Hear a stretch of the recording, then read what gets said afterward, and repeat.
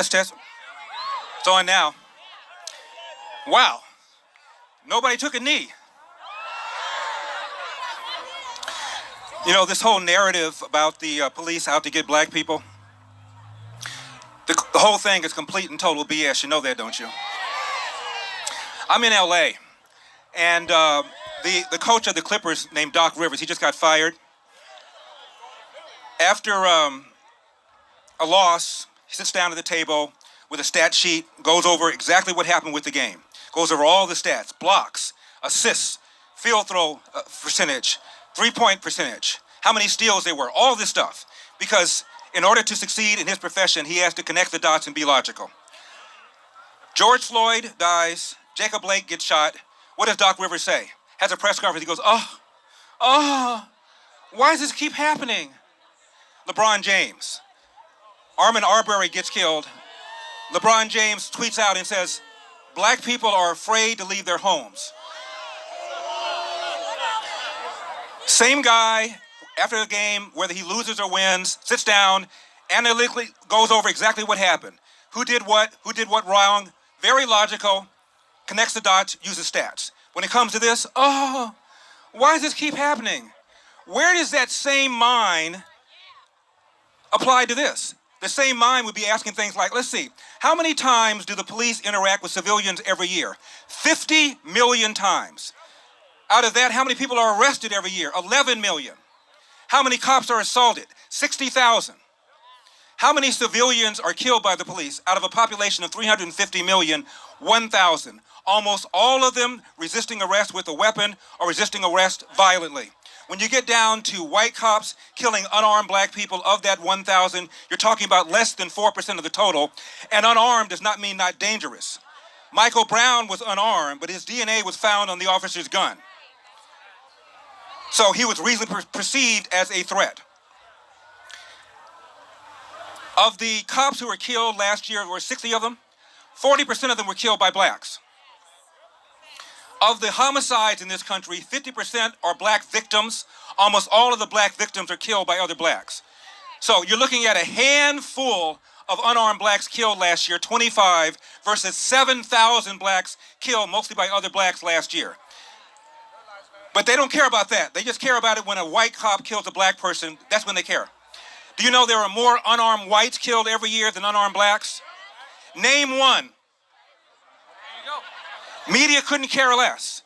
It's designed to manipulate you, to make you angry, and Democrats want you to be angry and pull that lever for the Democrats at 95% because of the perception of racial injustice on the part of cops and the perception that Democrats care about that and Republicans don't.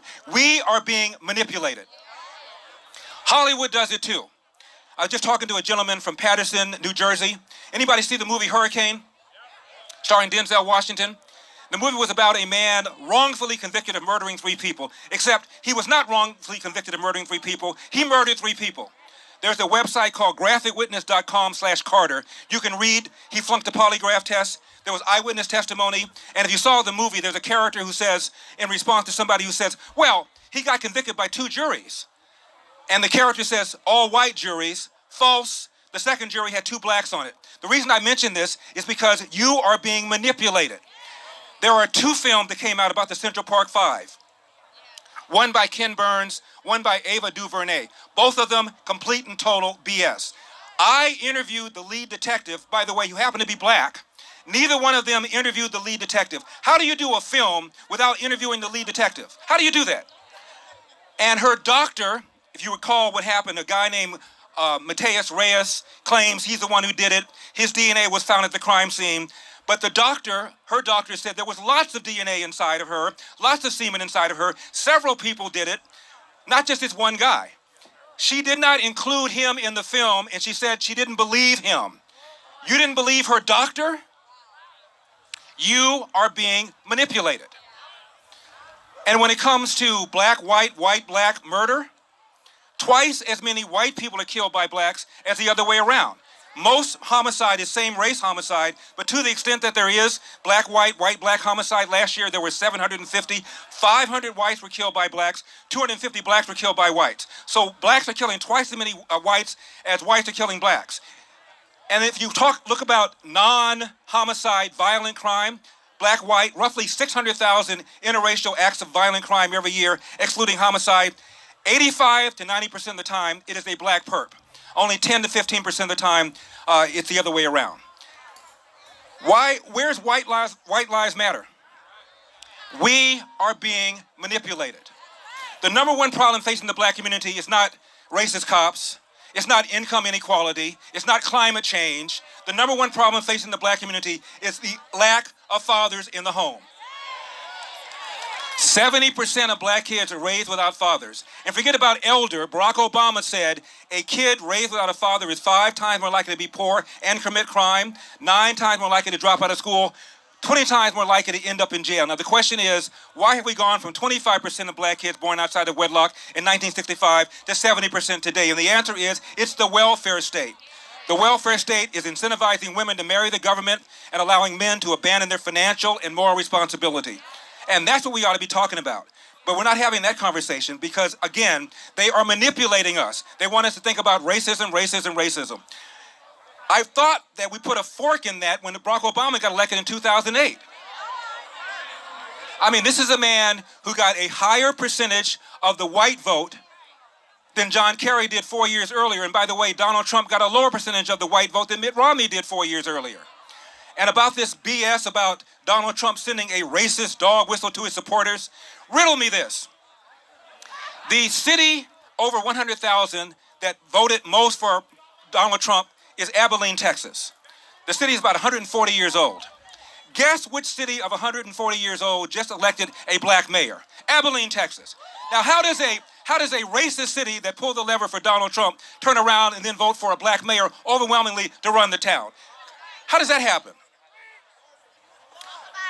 There were 700 counties that voted for Obama in 2008, 2012.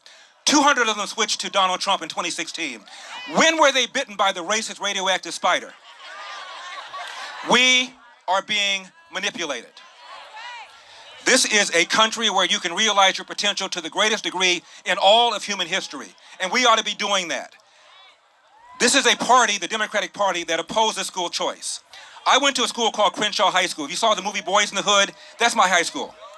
Right now, 3% of kids at my former high school can do math at grade level. 3%. That's not a typo. 3%. And it's a Crip school, meaning it's run by the gang called the Crips. I know that because Ice-T went there 10 years after I did and told me he wanted to go to Crenshaw because he wanted to go to a Crip school. What? There are 13 public high schools in Baltimore where 0% of the kids can do math at grade level. 0. There's another half a dozen where 1% can. Now, what parent sends their kid to a school where 0% of kids can do math at grade level if they have a choice? And the answer is nobody does. But the Democrat Party is mandating your kid is going to go there whether you like it or not. Republican Party wants to give you choice. Finally, illegal immigration. There's a Harvard professor named George Borjas. He's probably done more work on the impact of legal and illegal immigration than anybody else. And there are winners and losers behind illegal immigration. Obviously, the winners are the illegal aliens themselves and people who employ them at lower wages than they would pay American workers. The big loser? Unskilled black and brown workers living in the inner city who have to compete for jobs they would otherwise hold and whose wages are put downward because of the availability of illegal wages. Donald Trump is doing something about illegal immigration. The Democratic Party couldn't care less. Donald Trump supports public choice in school. The Democratic Party couldn't care less. Yet the black people go in there like lemmings and pull that lever 95% for a party that is denying your child an opportunity to get the best possible education, that doesn't care at all about the competition posed by illegal alien workers. We need to wake up. Nobody had a tougher life than my father, nobody. My father was kicked out of the house when he was 13 years old. Athens, Georgia, at the beginning of the Great Depression, Jim Crow South. He had a single mom who was irresponsible, had a bunch of boyfriends. My dad comes home one day at the age of 13, quarrels with his mom's then boyfriend. She sides with the boyfriend, kicks my father out of the house, never to return.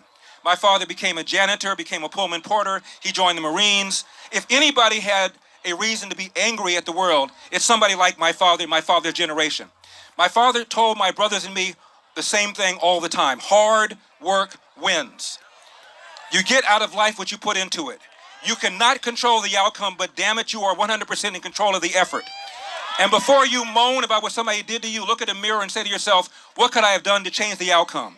And finally, my father always told my brothers and me, sooner or later, bad things are going to happen. How you respond to those bad things will tell your mother and me if we raised a man.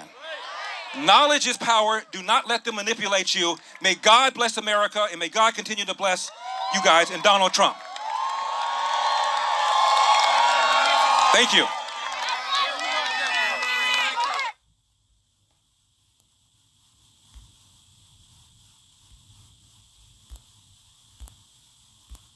Good evening. It's a major American city.